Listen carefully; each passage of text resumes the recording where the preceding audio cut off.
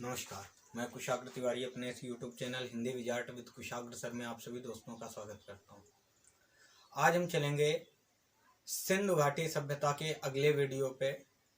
सिंधु घाटी सभ्यता का जो दूसरा पार्ट है आज हम उसे देखेंगे।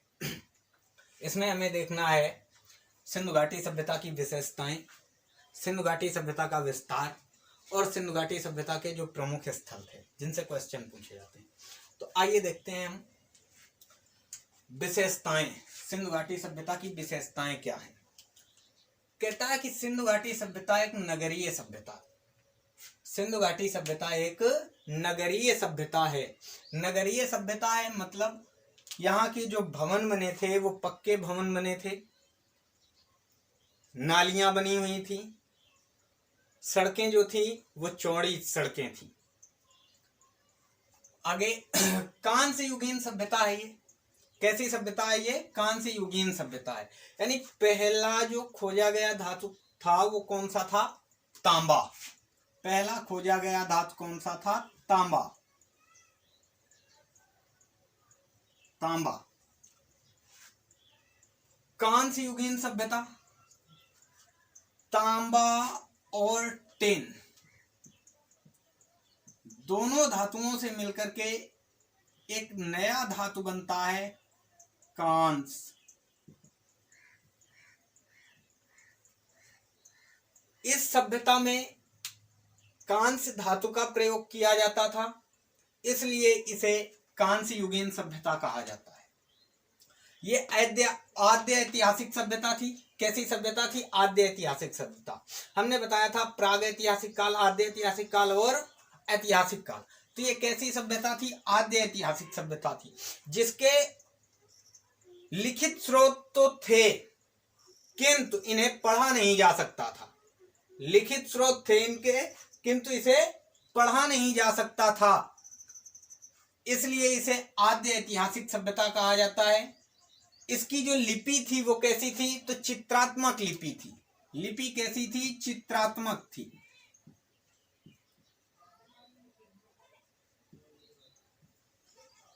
शांति प्रिय सभ्यता। शांति प्रिय सभ्यता इसे इसलिए कहा गया क्योंकि इस सभ्यता के दौरान किसी युद्ध की जानकारी नहीं मिलती है, इसलिए इसे शांति प्रिय सभ्यता कहा गया। व्यापार प्रधान सभ्यता। अधिकतर जो सभ्यताएं हम पढ़ते हैं वो कैसी थी? कृषि प्रधान सभ्यताएं थी, लेकिन ये सभ्यता कैसी थी? व्यापार प्रधान सभ्यता थी। इसमें व्यापार को महत्व दिया गया था, इसलिए इसे व्यापार प्रधान सभ्यता कहा गया। तो ये थी सिंधु घाटी सभ्यता की विशेषताएं। अब देखेंगे सिंधु घाटी सभ्यता का विस्तार। तो सिंधु घाटी सभ्यता का जो विस्तार है वो 13 लाख वर्ग किलोमीटर में है। कितना है? 13 लाख वर्ग किलोमीटर में है। अब ये जो 13 लाख वर्ग किलोमीटर में इसका विस्तार है तो ये भारत के उत्तर पश्चिम भाग में फैला हुआ है। कैसे? उत्तर पश्चिम भाग में इसका विस्तार है। इसका जो विस्तार है वो उत्तर से दक्षिण की ओर 1600 किलोमीटर है। उत्तर से दक्षिण की ओर ये 1400 किलोमीटर में है। कितना है? 1400 किलोमीटर में है। इसका सबसे उत्तरी स्थल मांदा जम्मू कश्मीर में है, चिनाब नदी के तट पर। मांदा जम्मू कश्मीर में है, चिनाब नदी के तट पर।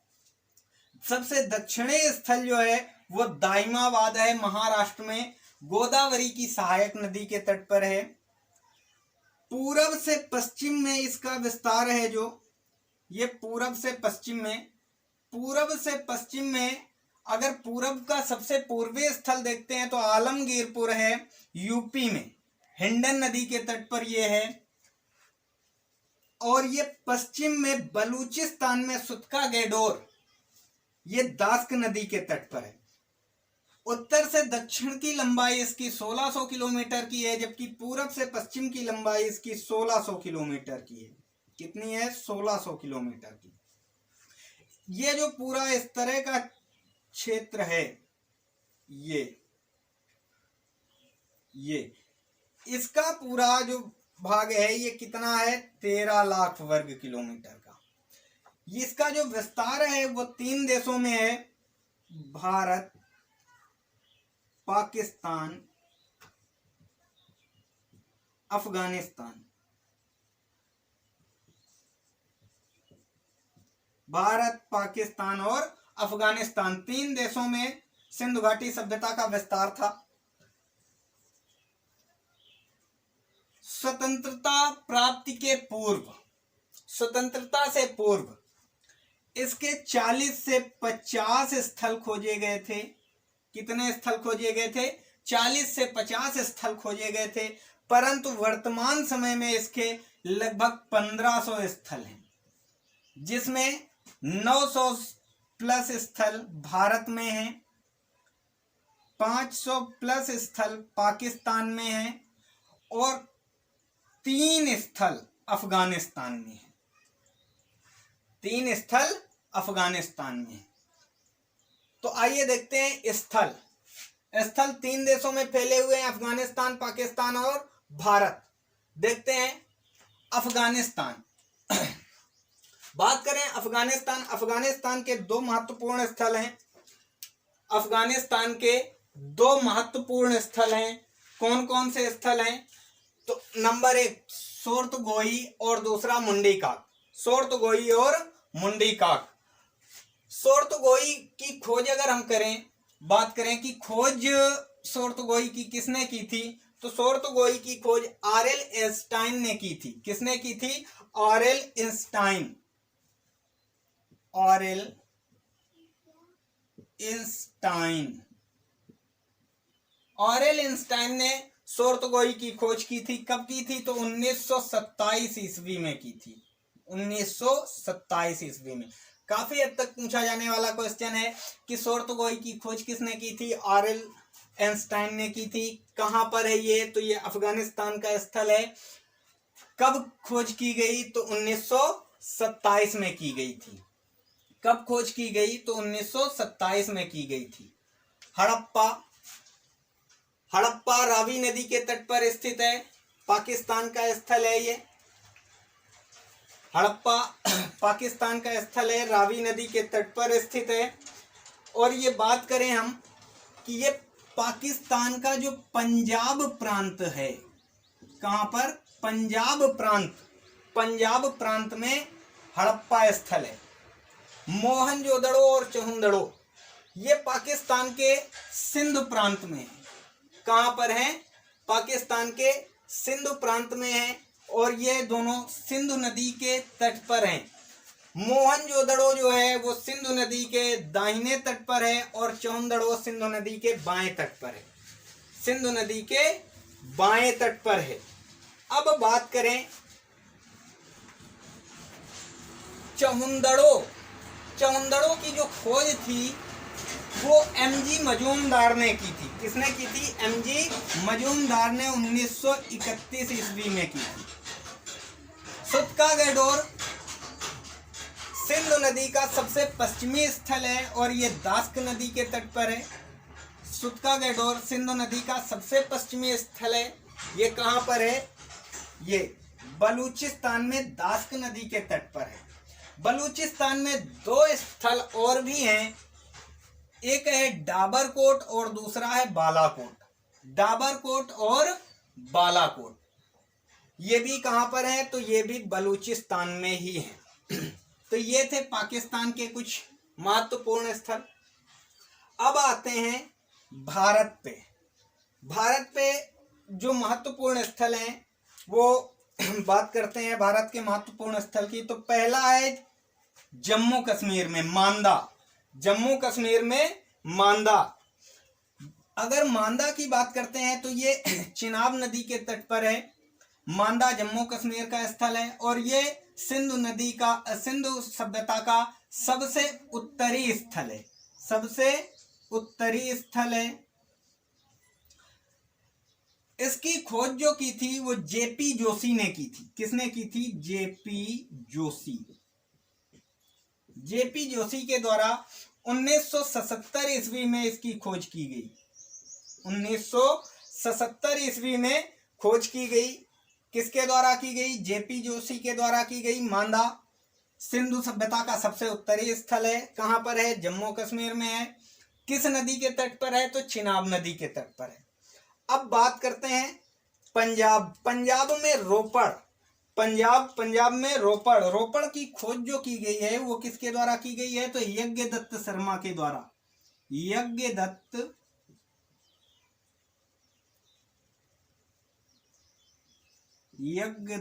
शर्मा 1953 ईस्वी में की गई खोज है। ये सतलज नदी के तट पर है। किस नदी के तट पर है? सतलज नदी के तट पर है। हरियाणा की अगर बात करें तो हरियाणा के दो महत्वपूर्ण स्थल हैं, बनवाली और राखीगढ़ी। बनवाली और राखीगढ़ी दो महत्वपूर्ण स्थल हैं। बनवाली है वो सरस्वती नदी के तट पर है। किस नदी के तट पर है? सरस्वती नदी के तट पर स्थल है। और अगर बनवाली की हम बात करते हैं तो बनवाली पे मिट्टी के हल के साक्ष्य मिले हैं। किसके? मिट्टी के हल, मिट्टी के हल के साक्ष्य मिले हैं। और यहां पर बैलगाड़ी के खिलौने के साक्ष्य मिले हैं।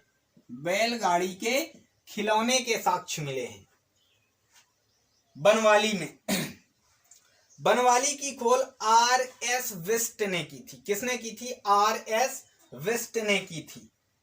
राखीगढ़ी, राखीगढ़ी जो है, राखीगढ़ी की खोज सूरभान के द्वारा की गई है।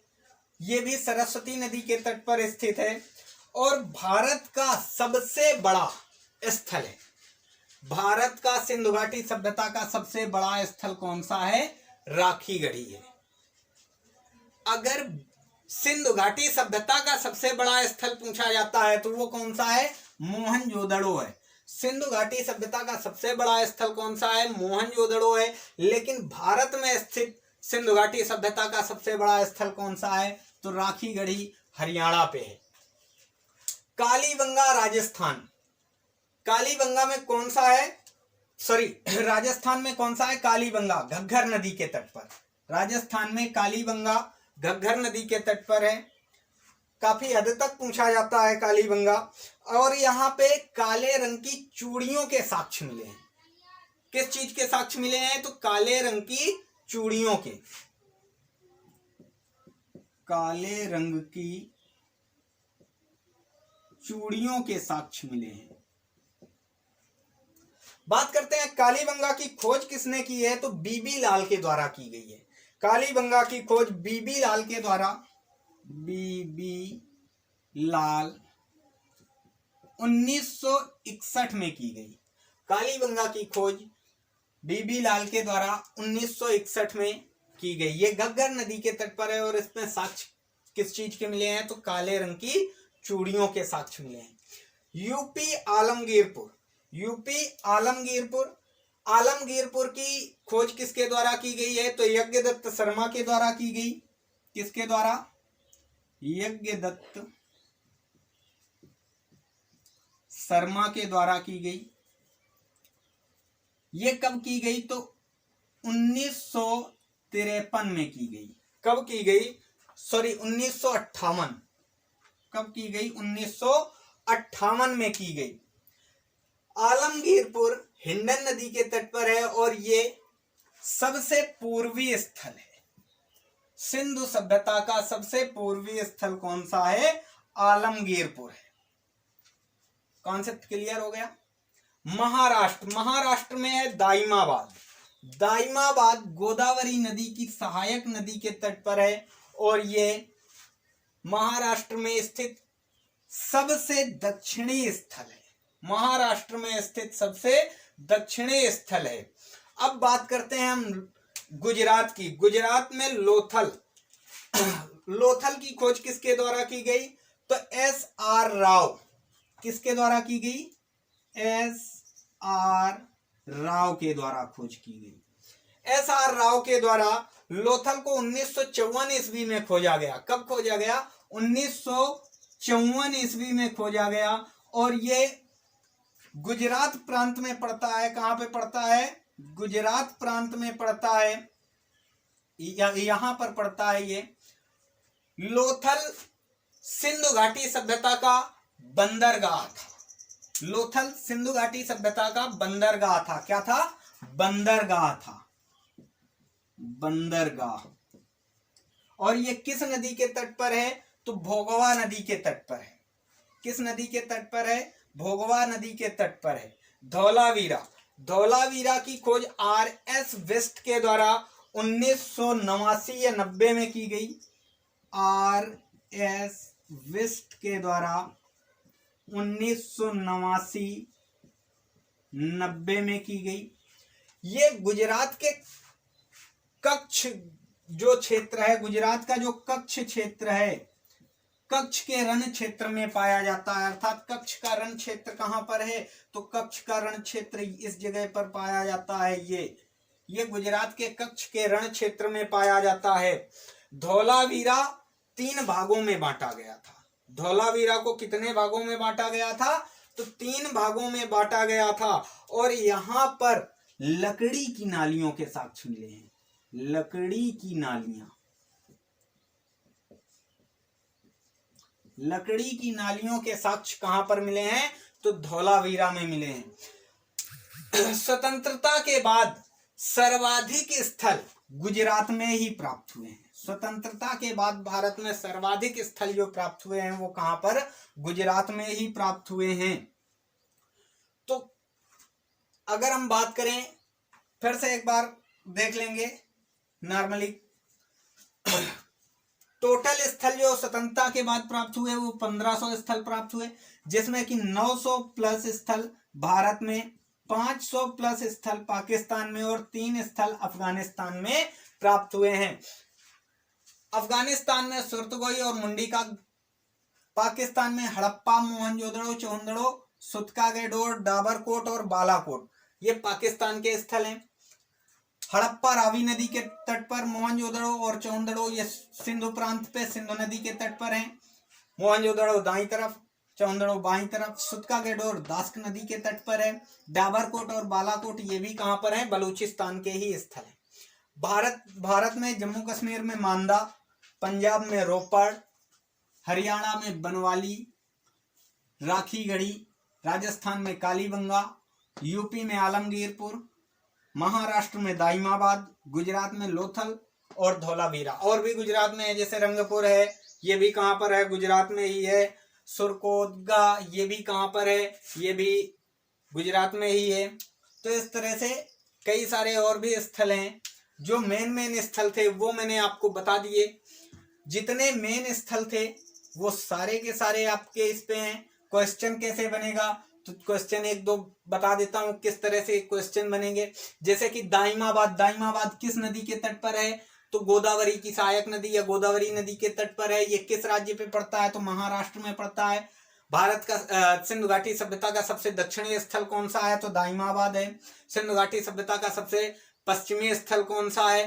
तो सुतकागेडोर है। कहां पर पड़ता है ये? तो बलूचिस्तान, पाकिस्तान के बलूचिस्तान नामक क्षेत्र पे है। किस नदी के तट पर है? दास्क नदी के तट पर है। तो इस तरह से ये क्वेश्चन बनते हैं। तो आज के लिए ये सिंधु घाटी सभ्यता का टॉपिक कंप्लीट हुआ। अगर किसी को कोई दिक्कत होती है तो वो कमेंट बॉक्स पे कमेंट करके बताए। कोई क्वेश्चन नहीं समझ में आ रहा है, कमेंट बॉक्स पर कमेंट करें, उसको हम कंफर्म करेंगे। आज के लिए इतना ही। कल दूसरे टॉपिक के साथ मिलेंगे।